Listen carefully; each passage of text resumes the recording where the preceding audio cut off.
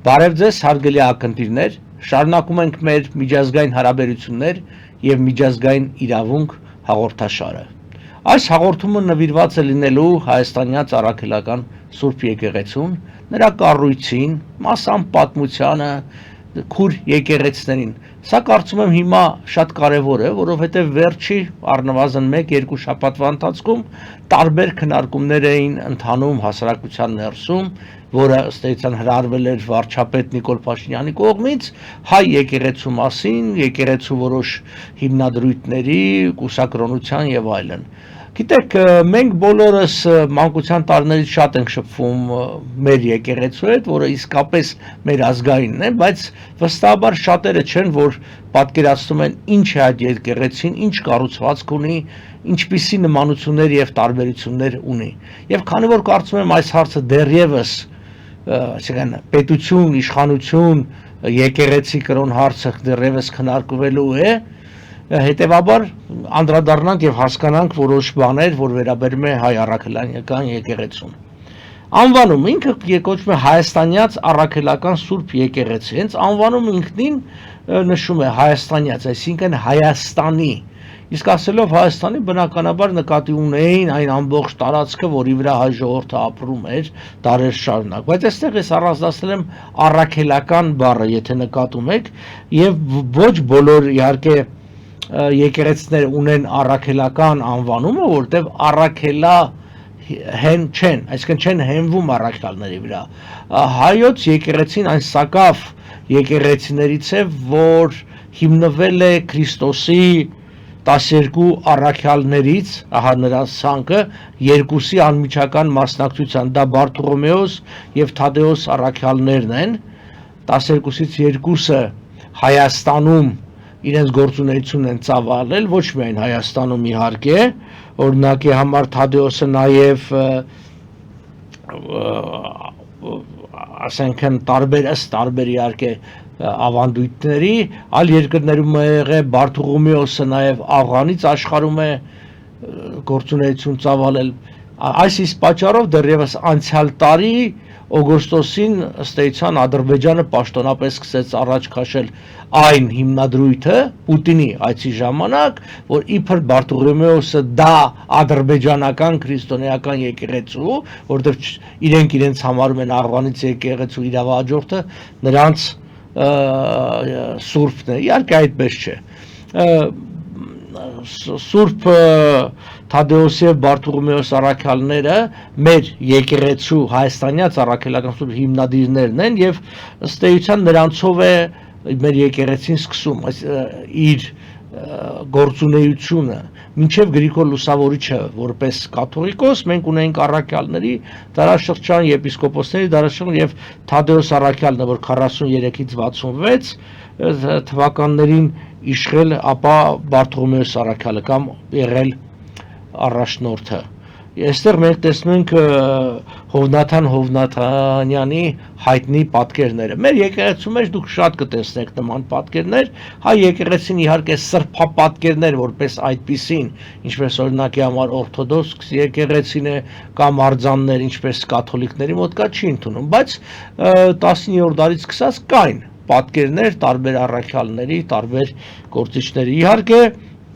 սա պայմանավորված էր նաև այն հանգամանքով, որ հայ եկեղեցին, երբ որ Թուրքմենչայի պայմանագրով 1828 թվականին Էջմիածինը Երևանի նահանգի հետ միասին եւ Նախիջևանի նահանգը իհարկե անցան ռուսական տիրապետության տակ, այդ ժամանակ 1836-ին մարտի 11-ին այստեղ տեսնում եք Ռուսաստանի կայսրը ընդունեց, ճանաչեց մի կանոնադրություն, որը կոչվում էր Положение Барбярской церкви, управление делами Արմենա-Գրիգորյանской церкви в России, որը կանոնակարգում է եւ առ այսօր ըստ էության սա է հիմնական փաստաթուղթը, որով կանոնակարգված է, ասենք էջմիածնական այսպես կոչված եկեղեցին, որտեղ մեր եկեղեցին մենք խոսենք տարբեր նվիրապետությունների, օրինակ Անտիլիասի կաթողիկոսություն, դա 1860 թվականի Օսմանյան կայսրության հայ ազգային սահմանադրությամբ է կանոնակարգվում։ Եվ այս վերնագրի մեջ, երբ որ տեսնում եք, որ գրած է Ուպրավլենիե դելами Արմենա-Գրիգորյանսկի ցերկվի, սա իհարկե սխալ ձևակերպում է, նման այսքան հայ Գրիգորյան եւ այս բառակապակցությունները որ կան, որովհետեւ դա Գրիգոր լուսավորչի անունով է, ռուսական ցարի համար բնավ ցանկալի չէր օրինակի համար շեշտել առաքելական եկեղեցի, որտեղ դրանով հայ եկեղեցու գերագայությունն էր շեշտվում։ Հիշենք, որ ռուս եկեղեցին, ռուս ուղղափառ եկեղեցին, վրաց ուղղափառ եկեղեցին եւ շատ այլ եկեղեցիներ են, նրանք առաքելա հեն չեն, առաքելների կողմից հիմնադրված եկեղեցիներ չեն, թեև օրինակի համար, ասենք, Անդրեասը, Սուրբ Անդրեասը, առաքյալներից մեկը այնտեղ գործունեություն ծավալել է, բայց քրիստոնեությունը ռուսները գիտեք Բյուզանդիայից են ընդունել, բյուզանդական եկեղեցին այո հիմնված է առաքյալների վրա, ինչպես նաև օրինակ կաթոլիկ եկեղեցին էլ գիտեք Սուրբ Պետրոսի տաճարը Պետրոսն է եղել։ Եվ այս հենց այս առաքյալների պատկերները միշտ ամբողջ վերածննդի դարաշրջանում եղել է 12 առաքյալներ, սրանք են հիմնադիրները։ Այստեղ դուք տեսնում եք, օրինակ ես բերել եմ ցանկը, թե այդ առաքյալներից ովքեր ինչ եկեղեցի են հիմնել, օրինակ Պետրոսը, ասենք Հռոմի եկեղեցին է, Անդրեասը Կոստանդնապոլսի եկեղեցի, այստեղից էլ ածանցվում է ռուսականը,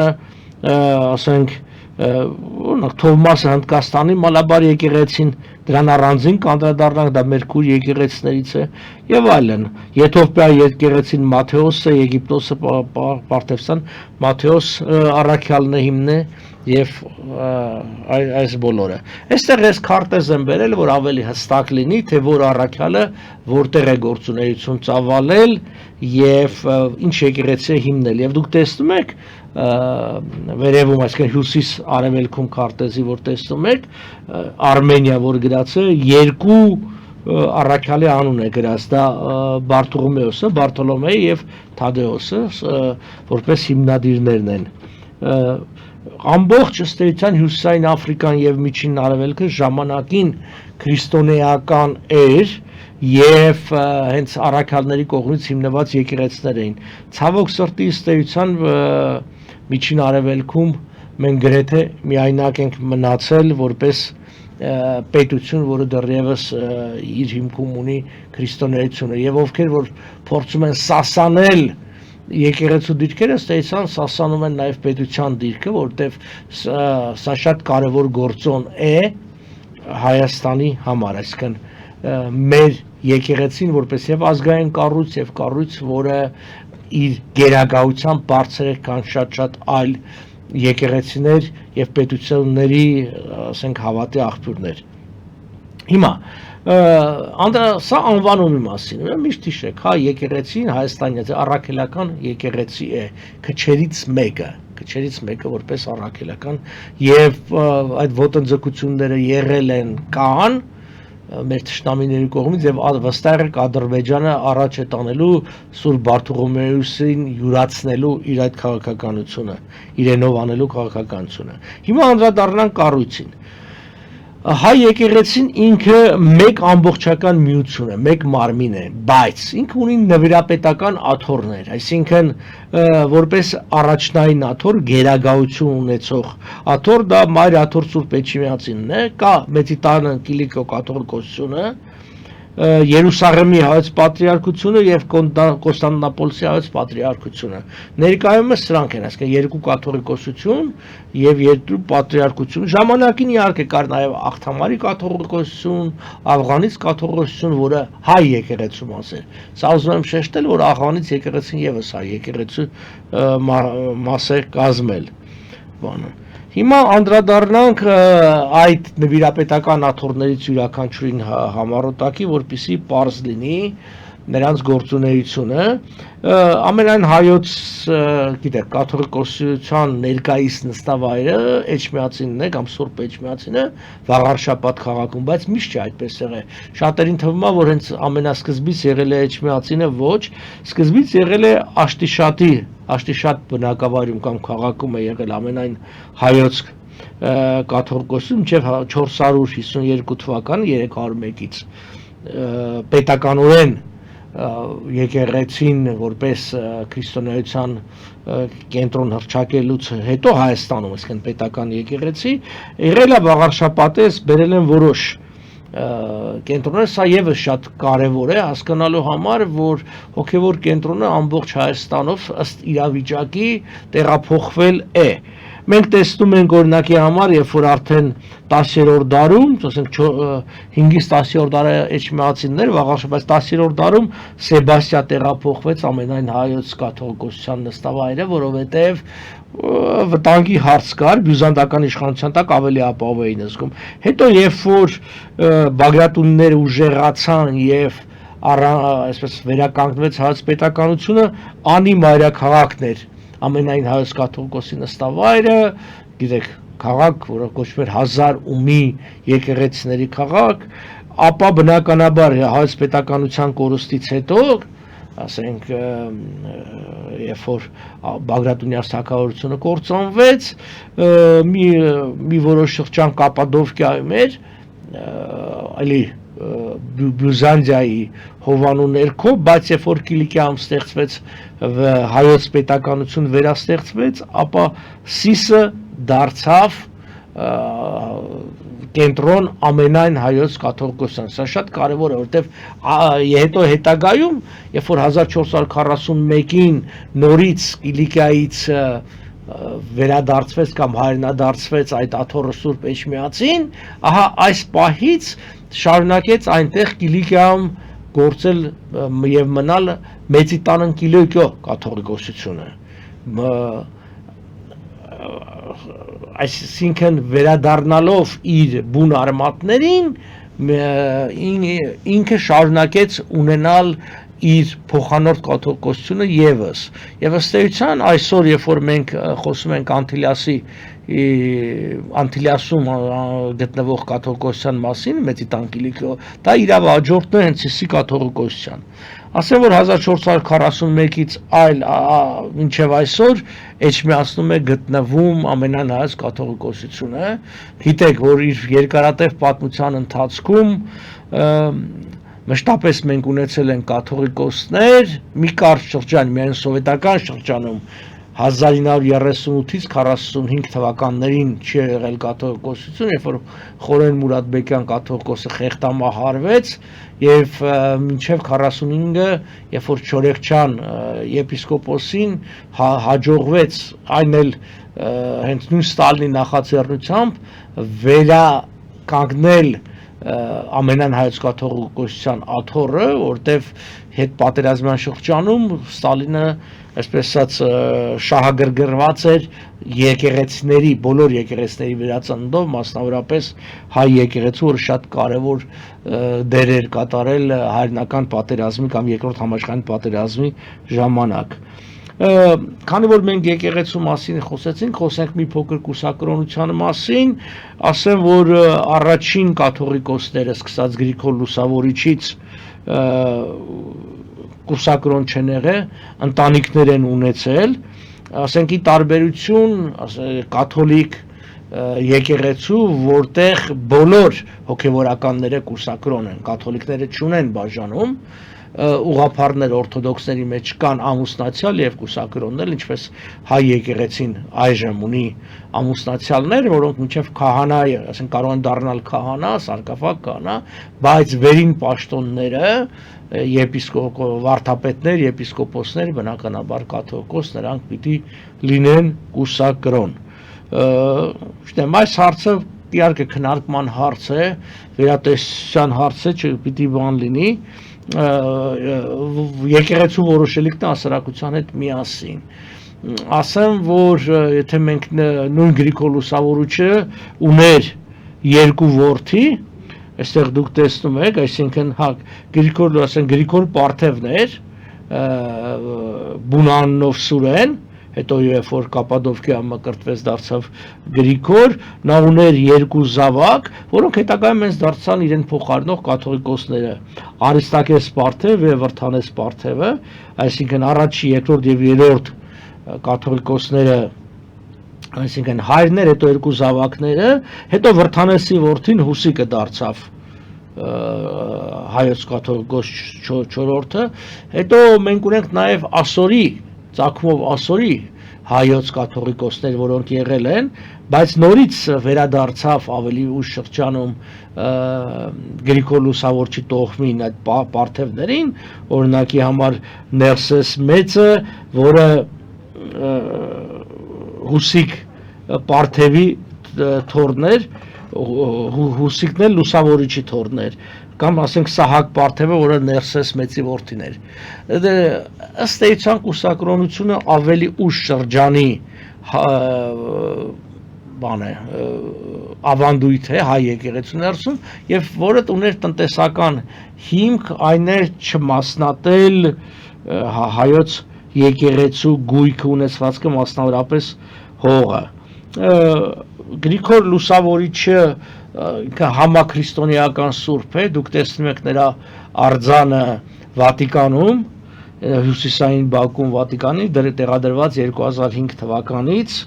մարմարե գրեթե 6 մետրանոց հուշարձան է, կամ ճիշտ արձան է, կամ կոթող է, եւ այս արձանի հեղինակն է Ֆրանսիայի քահանական Խաչիկ Ղազանչյանը։ Ուրեմն կարևորագույնը ես ասացի ամենայն հայոց, այդ նվիրապետական աթո ամենայն հայոց կաթողիկոսությունն է։ Բացի այդ, ինչ որ արդեն նշել էր, կա Մեծիտան Կիլիկիո կաթողիկոսություն, որ կամ Սիսի կաթողիկոսություն, որտեղ երբ որ գտնվում էր Կիլիկիայում, նստավայրը հիմնականում Սիս քաղաքն էր,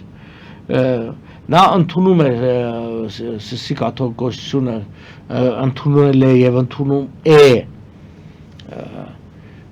Էջմիածնի գերագահությունը, այսինքն վարչականորեն ինքնուրույն են նվիրապետական աթոռները, բայց հոգևոր առումով Էջմիածնի գերագահությունը բոլոր աթոռները ընդունում են։ Գիտեք, ամենայնած կաթողիկոսը Գարեգին II-ն է ներկայումս, Կտրիշ Ներսիսյանը, իսկ Մեծիտան Կիլիկիո կաթողիկոս Արամ առաջինն է կամ Արամ Քեշիշյանը, եւ երկուսն էլ կարգավորվում են կաթողիկոսությունները բավականին երկար ժամանակ գոյություն ունեցող, մեկը ռուսական Պալաժենիա, մեկը Օսմանյան կայսրության կանոնադրությամբ, կարծում եմ սա վերատեսության կարիք ունի։ Մյուս նվիրապետական աթոռին, որն ուզում եմ անդրադառնալ, դա Երուսաղեմի հայ պատրիարքն է, որը շատ կարևոր է, որովհետև հայերի գոյությունը որպես պատրիարքարան այդտեղ արդեն կար 7-րդ դարից սկսած, հիմա Նուրհան arczepiskopos Մանուկյանն է պատրիարք 2013 թվականից եւ ինքը ըստ էության նաեւ Երուսաղեմի Սուրբ Հակոբաց միաբանության ղեկավարն է եւ այս միաբանությունն է ընտրում Երուսաղեմի պատրիարքին, որը 97-րդ պատրիարքն է, եւ սա պիտի ասեմ, որ բացառիկ բան է քրիստոնեական աշխարհի համար, որովհետեւ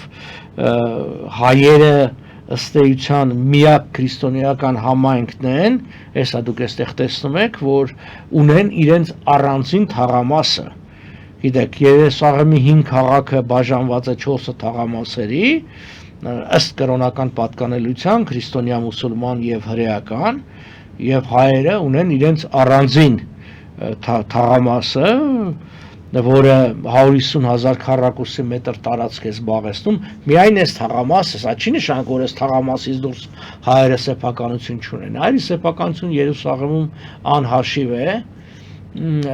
եւ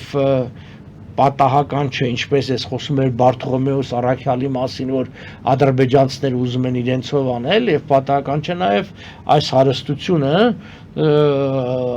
տարբեր, ինչ ասեմ, անազնիվ անձինք եւ երբեմն էլ Իսրայելի պետությունը ուզում է իրենով անել, որտեվ այդ 150,000 քառակուսի մետրը շատ կարեւոր է, նաեւ այն առումով, որ հայկական այս թաղամասը ըստ էության իդրապետության նաև հայտնի Սիոն լեռը, Սիոն լեռը, գիտեք, հրեության համար կարևորագույն խորհրդանիշներից մեկն է։ Ընդհանրապես ինչա կարևոր, ասենք Երուսաղեմի մեր ներկայությունը, Բացի այն, որ իհարկե միլիոնավոր մարդիկ տարիներով այցելելով հայերի մասին պատկերացումն են, պիտի ասել, որ քրիստոնյա աշխարհը համարել է եւ համարում է աշխարհի կենտրոնը Երուսաղեմը։ Այստեղ դուք տեսնում եք 16-րդ դարի գերմանացի հոգևորական քարտեզագիր Հարիխ Բյունթինգի գծած քարտեզը երեցուկի տեսքով, որտեղ 3 մայրցամաքներն են՝ Եվրոպա, Ասիա եւ Աֆրիկա, եւ մեջտեղում Երուսաղեմն է։ Վերջո հին աշխարհը այս 3 մայրցամաքներով են պատկերացում եւ ես կարմիր շրջանակով այդտեղ նշել եմ Արմենիա։ Այսինքն Հայաստանը կար, երբ որ դուք նայում եք կողքի երկրներին, այսինքն ըստ էության էլի մենք միայնակ ենք, որտեղ ասենք կա, հա, այսօրվա Սիրիա, ըստ էության տեսեք այդտեղ անվանում, բայց Սիրիան դա ասորիկն էր, այսօրվա Սիրիայի հետ կապ չունի։ Մեսոպոտամիա, Մեդիա, Պերսիա, Ինդիա, այս սրանք բանա եւ Հայաստանը։ Իհարկե չկա այստեղ ոչ Ադրբեջան կա, ոչ Վրաստան կա, ոչ Ռուսաստան կա, ոչ ոք չկա, որտեղ իրենք աշխարհի քարտեզի վրա դեռևս անգամ 16-րդ դարում չէին երևում, ել չասենք։ Հաջորդ նվիրապետական աթոռը, այսինքն ասեցի, ամենայն հայոց, Մեծիտան Կիլիկիո, Երուսաղեմի եւ մյուսը դա Կոստանդնապոլսի հայոց պատրիարքությունն է, որը հիմնվել է 1461 թվականին, երբ որ 1453-ին գրավեցին թուրքերը Բյուզանդիայի մայրաքաղաք կործանեցին եւ հայերը 1466-ին հիմնեցին իրենց պատրիարքարան եւ ճանաչվեցին որպես միլիետ, այսինքն առանձին էթնոկրոնական համայնք իրենց ներքին որոշակի ինքնավարությամբ, որը ամրագրվեց արդեն 1860 թվականին ազգային սահմանադրությամբ եւ այլն։ Ներկայիս 1919 թվականից առ այսօր Պոլսի պատրիարքն է Սահակ arczepiskopos Մաշալյանը, խոսակցություններ եւ ինչպես կարծիքներ կար, որ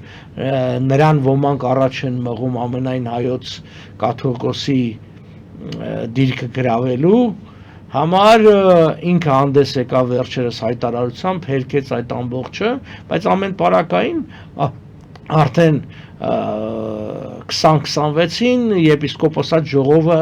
նախատեսված է, դա նախատեսված էր, կապ չունի այս վերջին իրադարձությունների հետ, հետևաբար շատ բաներ կարող են քննվել։ Հիմա այդ կառուցվածքի մասին ասեցի, պիտի ասեմ, որ հայաստանյաց եկեղեցին համարվում է այսպես կոչված հին արևելյան եկեղեցիներից մեկը, կամ սրանք այն եկեղեցիները նախաքաղկեդոնյան, այսինքն ընդունում են այս եկեղեցիները Նիկեայի 325 թվականի, Կոստանդնապոլսի 381 թվականի եւ Եփեսոսի 431 թվականի որոշումները, 451 թվականի Քաղկեդոնի տիեզերական շողովի որոշումներն հայերը չէին մասնակցի, հայերը զբաղված էին, ինչպես կռիվ էին անում, պաշտպանում էին իրենց հայրենիքը։ Գիտեք, բուն ամենամեծ տրոհումը տեղի ունեցել 1054 թվականին, երբ որ բաժանվեց աշխարհը երկու քրիստոնյա աշխարհը կաթոլիկների եւ օրթոդոքսների ուղղափառների, եւ երբ որ անպայման ուզում են հայերին մցնած լինել այս երկուսից որևէ մեկի մեջ, հայերը սրանց հետ կապ չունեն։ Հայերը սրանցից առաջ են եղել։ Իրենք այդ ամբողջի ծնողն են, իրենք չեն կարող մաս կազմել այդ զավակներին, որոնք իրենցից են ծնվել ըստ էության։ Բայց կան եկեղեցիներ, որոնք բանական առումով շատ ավելի մոտ են հայերին եւ կոչվում են քույր եկեղեցիներ, սա եւս անհրաժեշտ է իմանալ, որտեվ որոշակի անգամ քաղաքական առումով սա մեզ համար կարևոր է եւ առաջինը կուզեի նշեի, ասենք ասորական ուղղափառ եկեղեցի, որ նաև կոչվում է որոշ աղբորներում Հակոբիկյան եկեղեցի կամ Արևելյան Անտիոքի ուղղափառ եկեղեցի Լևանտում եւ Միջագետքում, սա արդեն առաջացել է 560-70-ական թվականներին ասորոց միաբնակ այսպես ասած հավատացյալների առումով եւ նրա կենտրոնը ներկայումս գտնվում է Դամասկոս քաղաքում եւ նրա ներկայիս ղեկավարն է Իգնատիոս Եփրեմ II պատրիարքը, Սա խոսքը ուրեմն մի քուր եկեղեցին մեկը ասորական հակոբիկյան եկեղեցին է։ Մյուսը անհրաժեշտ է նշել Ղպտիական եկեղեցին Ալեքսանդրիայի բանը, Ղպտիները դրանք այդ Եգիպտոսի բնիկ ժողովուրդն են։ Ի վերջո Եգիպտոս, Եգիպտ, ասենք Ղպտի բառն է այդ առմը, ասենք Ղպտիների երկիր, որոնք ըստ էության ժառանգորդն են եւ իրավատերը այդ ծես հայտնի բուրգերի եւ այլն։ Արաբները դրանց հետ կապ չունեն։ Արաբները եկել ու շրջանում գրավել են այդ երկիրը։ Ցավոք սրտի Ղպտիները, ինչպես ամեն մի քրիստոնյա հալածվում է, նրանց թիվը գնալով կրճատվում եւ պակասում է, ամեն պարակային դեռևս 2-3 միլիոն ղպտիներ Եգիպտոսում շարունակում են մնալ, ոմանք ավելի մեծ թիվ են ասում, չգիտենք, բայց Ղպտի եկեղեցին եւս քուր եկեղեցներից է, 2012 թվականից նրա պատրիարքն է Թեոդորոս Բուհեյա Թեոդորոս II կներեք, Թեոդորոս II պատրիարքն է Ղպտիների ղեկավարը։ Շատ հետաքրքիր է, ասենք մյուս քուր եկեղեցին, որը իր թվականակով հետևորդների ամենամեծն է, սա եթովպական ուղղափառ եկեղեցի մասին է խոսքը, էլի հնագույն եկեղեցիներից մեկը 330 թվականից Աքսումի թագավորության ժամանակ, երբ որ ընդունեցին, եւ ահա եթովպացիները, որ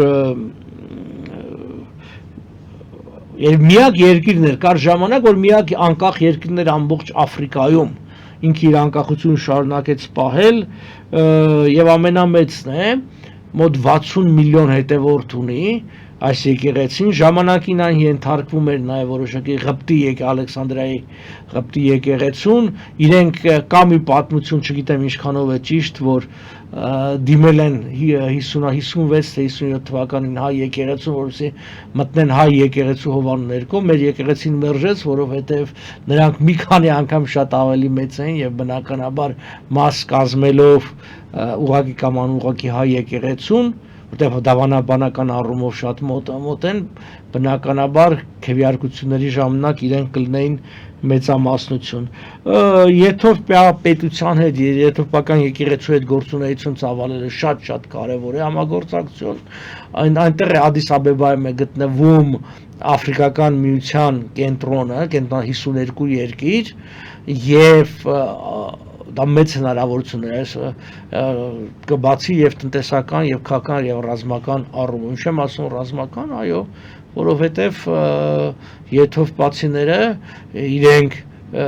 խորապես հավատացյալ ժողովուրդ են եւ եթե, այսպես ասենք, կամավորների հարց լինի, վստահ եղեք, որ լիքը եթովպացի կամավորա գրվելու է ի պաշտպանություն հայրապետության, որովհետև ես եղել եմ Եթովպիայում, հանդիպել եմ, խոսել եմ, շատ հետաքրքիր է, ընդամենը մի 100-120 հայ է մնացել, շատ հայ չի մնացել, բայց եթովպացիները բոլորը գիտեն Հայաստանի մասին, բոլորը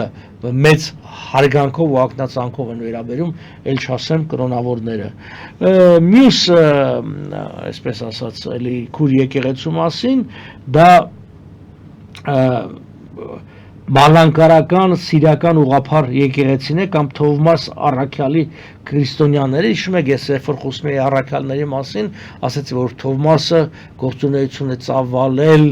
Հնդկաստանում կամ եւ այնտեղ առաջի դարից սկսած այս եղել է Բալանկարայի մետրոպոլիտ նստավայր, սրանք ծագումով հնդիկներ են, այսինքն տեղի հնդիկներ են, բայց որոնք քրիստոնյաներ են եւ արևելյան եկեղեցու մաս են կազմում։ Ընդհանրապես 5 արևելյան եկեղեցի էր, հայկական, ասորական հակոբիկ, ղպտիներ, եթովպացիներ եւ Էսմալապար եկեղեցին, բայց հիմա մենք նաեւ 6-րդ մասին պիտի խոսենք, որովհետեւ երբ որ 1993 թվականին Էրիտրեան անկախացավ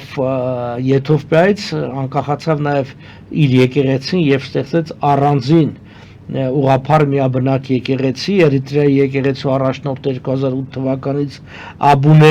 Անտոնիոսն է, Էրիտրեայի երրորդ պատրիարքը, նրանց թիվը մոտ 3 միլիոն է, Էրիտրեան